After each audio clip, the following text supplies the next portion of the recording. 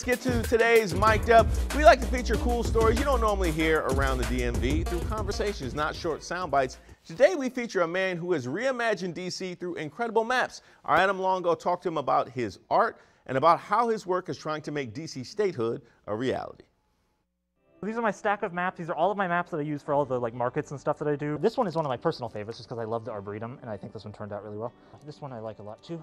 The map, it's a highly stylized map of the Potomac River watershed. I love DC, and I love maps, and people here also seem to be filled with other map nerds like me. I've always had maps since I was a little kid. I've had tons of atlases when I was little, and I love maps, I love science, I love nature. Here in Northeast DC today with map artist Zach Ammerman. So Zach, you have been meticulously creating this beautiful map art of DC. Where did the inspiration come from? What do you like about the project? I just love I love maps, I love DC, so I thought I'd put the two together. I've been working on lots of maps of other things, parks and stuff is where I started with. And then I decided to start doing some neighborhood maps, and they seemed to really catch on, so I did the whole thing. It took me about 6 months to do, and there's other people out there that do maps as well, but mine is extremely detailed. Like, you can see every single building in the entire District of Columbia on it. Here is your map. 6 months of work. Yeah, on one piece of paper. Yeah. So each building is drawn individually by hand. There's no GIS, no automation of any kind. It's all by hand, as close to by hand as you can get on a computer. Yeah.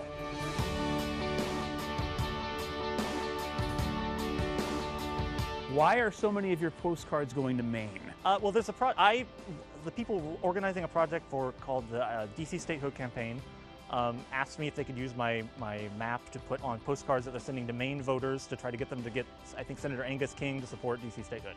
DC has been a thing, 1801, longer than Maine has been a thing, 1820. Yeah. So to me, that's just kind of mind-blowing. It is, yeah. It is, I don't know, it's silly that we're having to depend on other places like everyone here wants us to be a state pretty much. I mean, it's like what, like 70% that we got in the last referendum that we had. Like, it's almost universal here that everyone wants us to be a state. It's silly that we can't, we have to go through this process and everything when, I don't know. Because it's not up to us. Yeah, we have no say in it, which is what's frustrating about it. I mean, to me, looking at this, it just accentuates the point that DC is a collection of people and homes and neighborhoods, not government. For sure, yeah. These are people who deserve representation. For sure, yeah. I mean, there is government here, but that's roughly here. The rest of it is regular people that work, have lives, and go to the park, and it's like less than 5% of what we're looking at here. For sure, yeah. These are some other ones that are going out today. This is one I'm really proud of. That's one of my newer ones. It's the geography of books in DC. So the entire map is made out of words. And it's a map of all the bookstores in DC, plus all the libraries. Library of Congress is on there. And if you look closely, the entire map is made of words. You say that you're now transitioning to being able to work on this full time. Yeah. Doing things full time, you can sort of lose your passion for them. Is that a worry that you have? With maps, no, I don't think so. I don't think I'll ever lose my passion for maps. Like, when I was a little kid, I had like 7 atlases that I would just spend hours studying. When I was I'm a huge map nerd. So I don't think that'll ever be a problem for me. Wow, that is awesome. As somebody else that got to quit their day job to do what they love full time, right. I support him in that regard.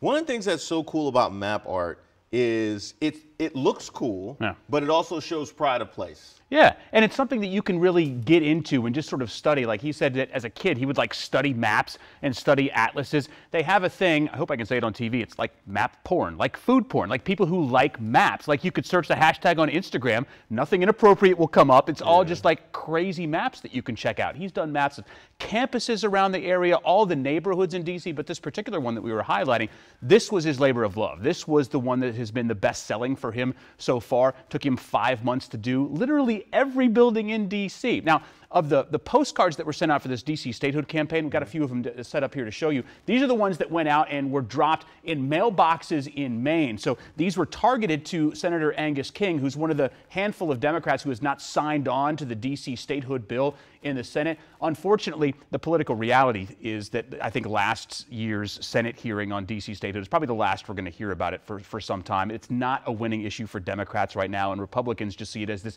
naked power grab that they would be able to capitalize on and energize their base. So ridiculous, though. Absolutely. We got more people than Vermont and Wyoming, Zero representation in Congress. It makes me so mad every time I talk about it. It makes no sense. Maybe we need to divide ourselves, and maybe we can give, because that's how it all happens. It always happens through politics. We'll let you have this, we'll let you have that. We'll pass this, you pass that. Founding fathers just rolling over in their graves. Listen, you got a story for me, find me on social media, or you can email me, alongo@wsa9.com. Get at my man, Matt Porn.